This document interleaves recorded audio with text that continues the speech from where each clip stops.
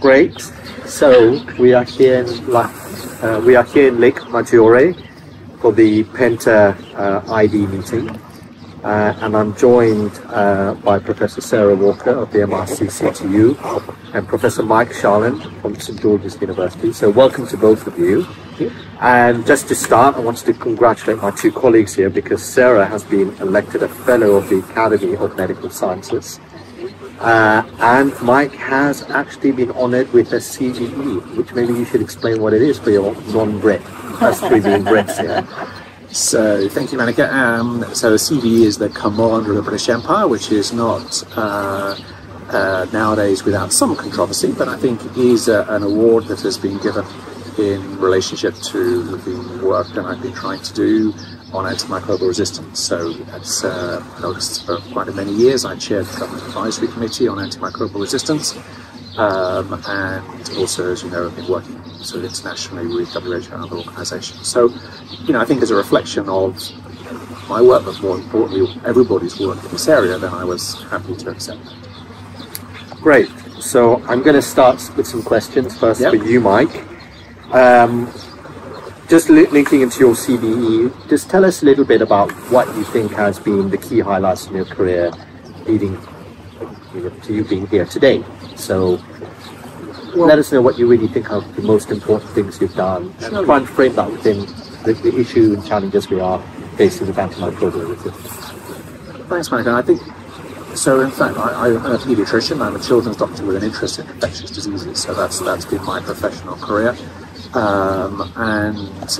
When I was starting out as a very early, young junior doctor on the ward, I remember seeing a child who was very sick with a very bad pneumonia, was very ill, and we sent off a test, and that came back with the fact that this child had a really unusual virus that was called HTLV3. We had no idea what was causing this child's really bizarre, unusual illness. And that turned out to be one of the first children with HIV diagnosed in the United Kingdom.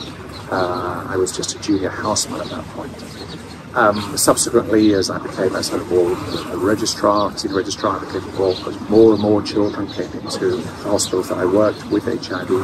And then I was appointed at St. George's in 1995 as a consultant to run the Pediatric HIV service for the South London and also across networks nationally. And that dominated my professional career for a long period of time. Half our ward was full of children with advanced AIDS. Around 10% of those children died every year. We were looking after hundreds of children, families, and that really dominated almost every living part of my day, night times, weekends, coming in, trying to identify what we could do.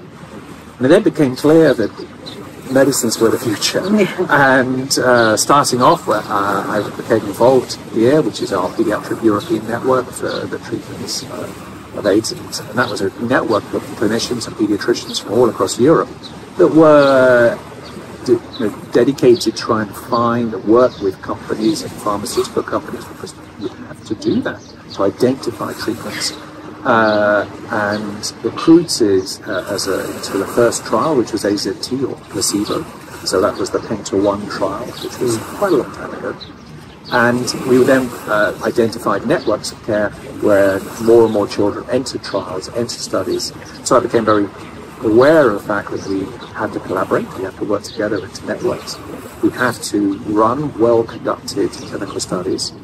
And so not only in parallel to all the clinical work that we were doing, we were also doing clinical research as the same time as clinical care on the wards. And when did you start becoming aware of antimicrobial resistance as an issue? So combination therapy, we started to combine combinations of antiretrovirals.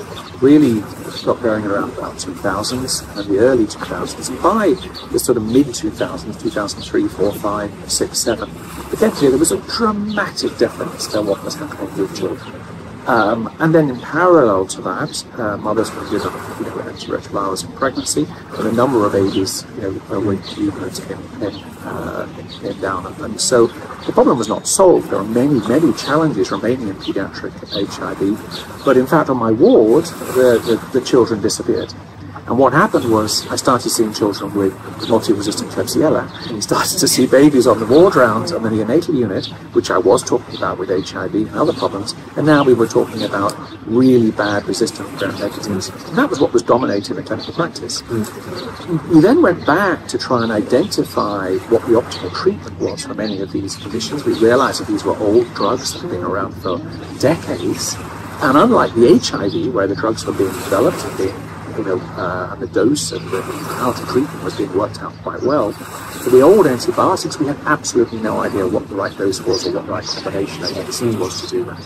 So from around 2000, that became ever increasingly, recognizing that's a problem. 2005, then 2010, it was now dominating with outbreak after outbreak, and everywhere we were traveling in Europe, and then also particularly come on to Asia and Africa, that then became much more dominant as the leading cause of childhood death and mortality.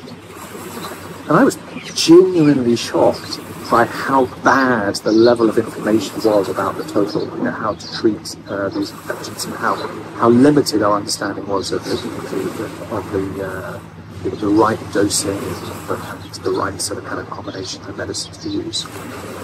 So that's where I became very impassioned to try and find out, to learn what we've, to take what we've learned from HIV and then convert that into the networks, the treatments, the trials that we need to do to try and reduce the mortality associated with that.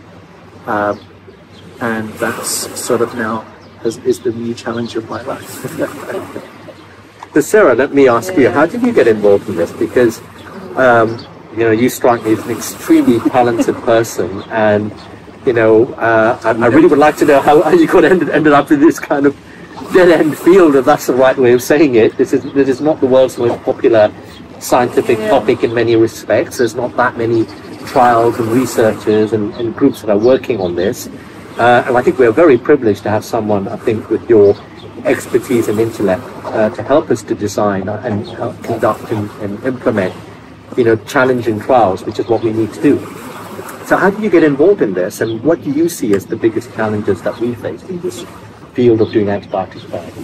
So again, so similar to Mike, I started out in HIV actually, so I did a maths degree, so I don't have any medical training at all. But I've always loved maths, and I wanted to find something that I could do with maths for the world. And so I started in HIV trials at the beginning of the epidemic, similar to Mike. And I guess what I observed is that actually, I think the estimates are something between 40 and 60% of drugs, at least outside of HIV used in kids, are used outside of the licence. And there seems to be this feeling that we can just give kids whatever we think, because doing research in them is too hard, and we want to protect children, and therefore the way we protect them is to give them stuff which is potentially wrong, because actually trying to find out what's right means exposing them to risk.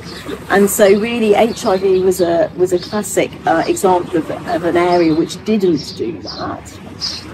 But having been through that, and as Mike says, with combination therapy really massively improving the prognosis for HIV-infected kids, you just come out of HIV and you see everything else where all this, chaos is going on.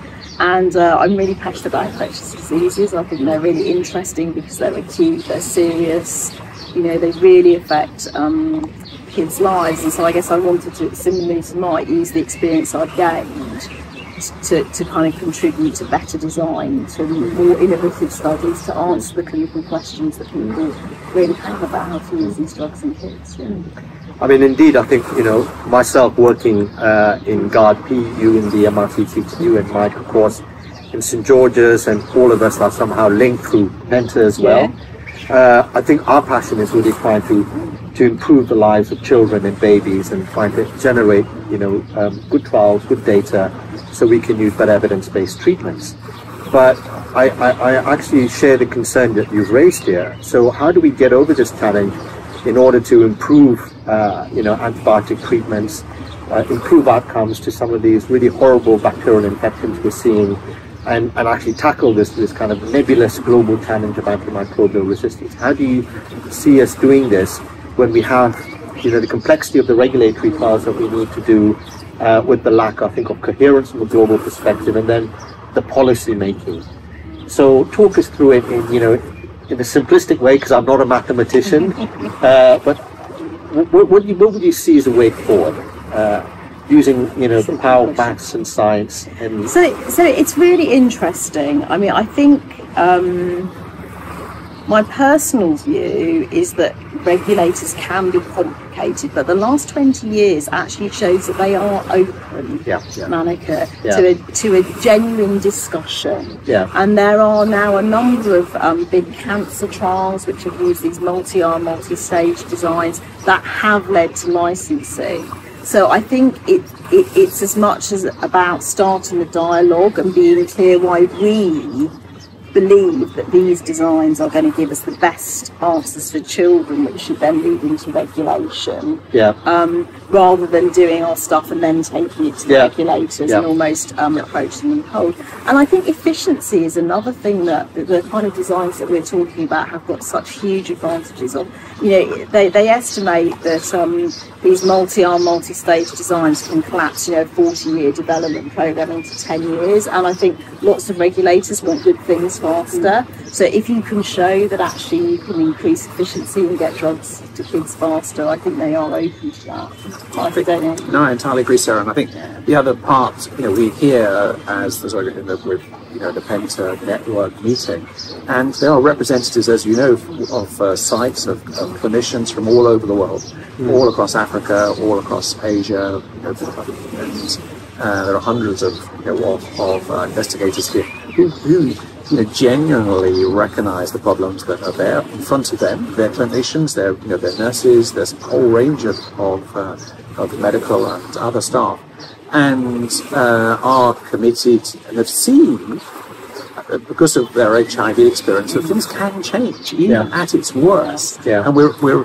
I don't know we're at the worst now, but things are pretty grim. I have been genuinely shocked, actually, travelling around, and I have a privilege to visit lots of countries, but going to many neonatal units and many paediatric units around the world in many different countries, the rates of multi-drug resistant, really extremely drug resistant infections, and the mortality, the death rates that you're seeing in children who get these overwhelming infections are what I used to see with AIDS. What I used to see with AIDS.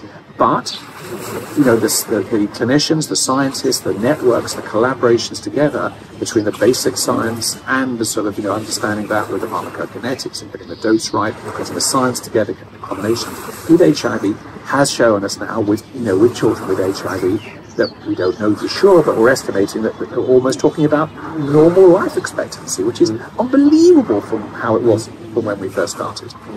So I think the combination of the novel trial designs, the sort of kind of the relaxing music, the right environment is important for people to try and sort of build these networks to then try and conduct the studies to try things. And I think Sarah's entirely right. I think the regulators, we clearly have to work with WHO. We clearly need to work with the regulatory authorities. We clearly need to work with individual countries to conduct tests. But our feeling is that they're all quite impassioned about it as well. And I think well-conducted, well-planned studies where you're really focusing on the safety of the studies and the safety of the drugs that you're using. We're trying to collect that data. We are slightly pushing, I think, some of the hours. So, we've talked about the regulatory perspective, but, the big buzzword in AMR, the big buzzword in antimicrobial resistance is stewardship. And so this is where I think, again, so I'm going to ask you, what role do strategic trials have to play now, and how can we do better in conducting such trials to generate good evidence? In stewardship. To ensure good stewardship, good evidence-based policies, and that, children and babies get the right treatments, essentially.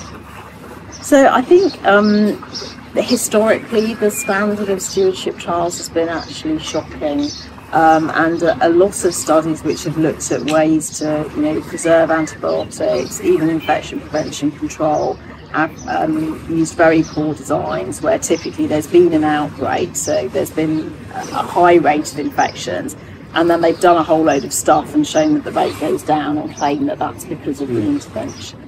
So I think to get better stewardship interventions, we actually have to do much more robust trials. I mean, it's not always possible to randomise individual children to different types of stewardship, but there are you know, a number of experimental designs that can make it much clearer that actually changing something has an impact. And I think funders have to be much more understanding and open to the fact that you can't always randomise individual children. And I think people who were running those kind of studies need to understand that the kind of stuff they were doing before wasn't robust. And it's very easy to change something and think that as a consequence everything that comes afterwards is because of that change, but actually, particularly with outbreaks, things come and go anyway.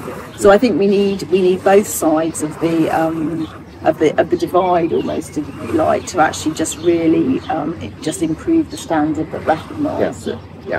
But clearly, I was going to say the other part of that, I think, is, as you know, we've been discussing, Sarah, is, you know, strategic trials. So, you know, what is the shortest duration? What is the optimal combination of drugs that will allow you to get the best efficacy for the treatment of what you're trying to do, but also will select the least resistance and also trying to minimize toxicity. So as you know, Monica, we're really trying to work on the optimal choice of drug and the choice of dose, the choice of duration, the choice of delivery, and all of those are focused on trying to get to that sweet spot, you know, where you've got the maximal clinical efficacy, the least resistance selection. If we can try and get some rationale to that, we're very well aware of how people, you know, the community and the hospital use often combinations of medicines and use long durations probably that are necessary.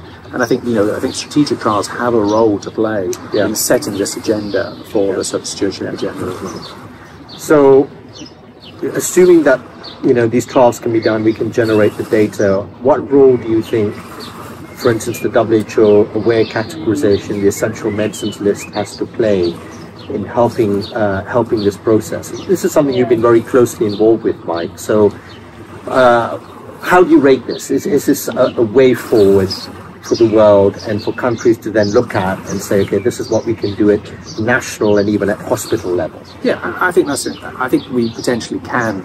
And I think the advantage of working as a team here is that we have sort of kind of, you know, different skill sets. You know, Sarah has an amazing, astonishingly sort of kind of great scientific and mathematical skill sets, and I see things simply because I'm a clinician. And as a clinician, not only am I a clinician, but I'm a pediatrician. So therefore, you're going to see things really simply to be a pediatrician, because otherwise, things are, you know, getting a little complicated around our neck of the woods. So the AWARE index stuff is just trying to classify antibiotics into straightforward access antibiotics, which are the ones that everybody should have. They're narrow spectrum antibiotics. They're old drugs everybody knows about, you know, penicillin and the like. And then there are others that, you know, which we classify as watch, which are, we use them, we have to use them, but, you know, we need to watch them, try and reduce their use where possible. And then, you know, we've now classified them as reserve, the ones that you really want to keep on the shelf and keep back. And that's then become this access, watch, reserve, aware grouping.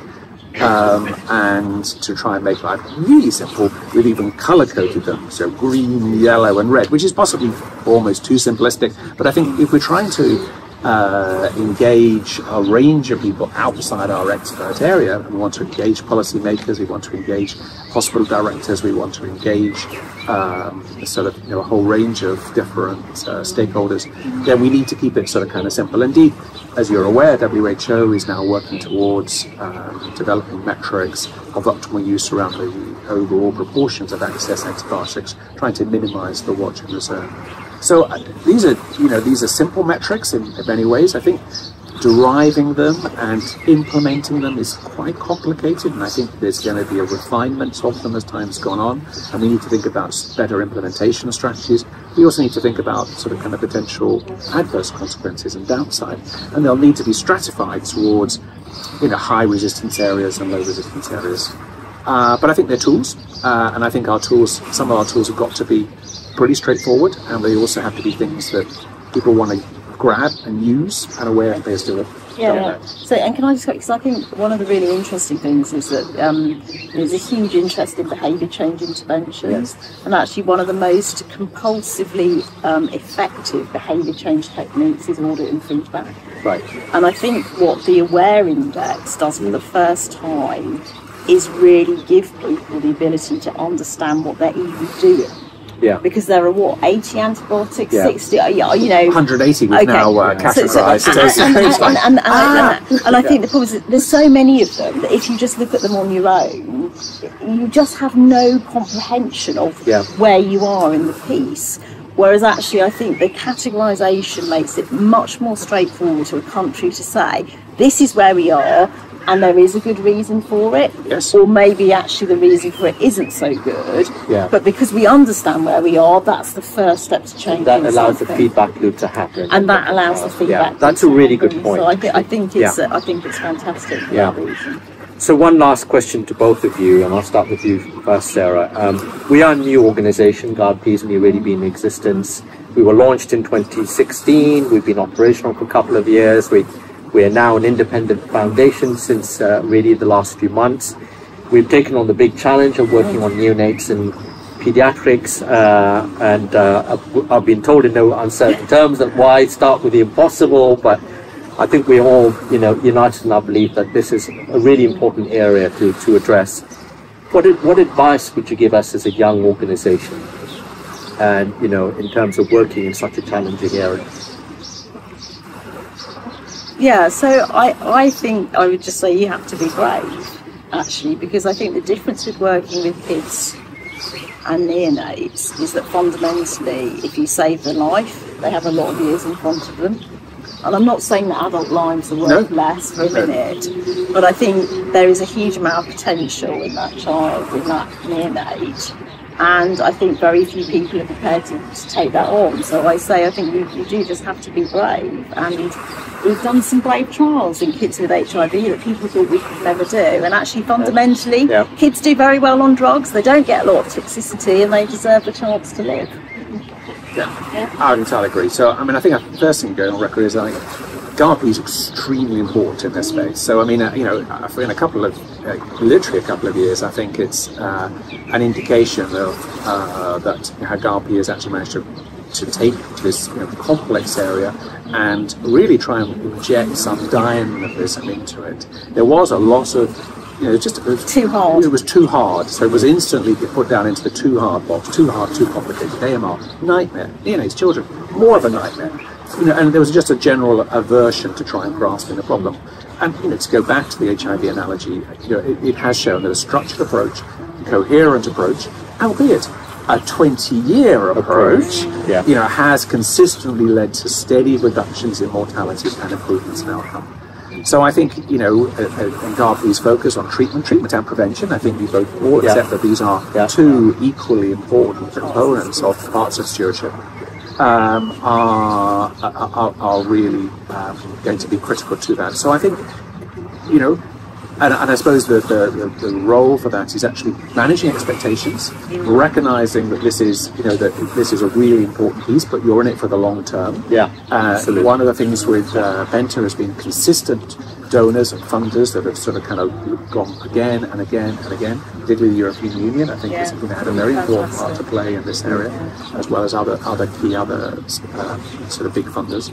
And then, managing expectations to try and recognise that this is going to take time to pull everything back down again. But, you've got to start, you've got to be brave, you've got to push on, and we learn from every trial we do.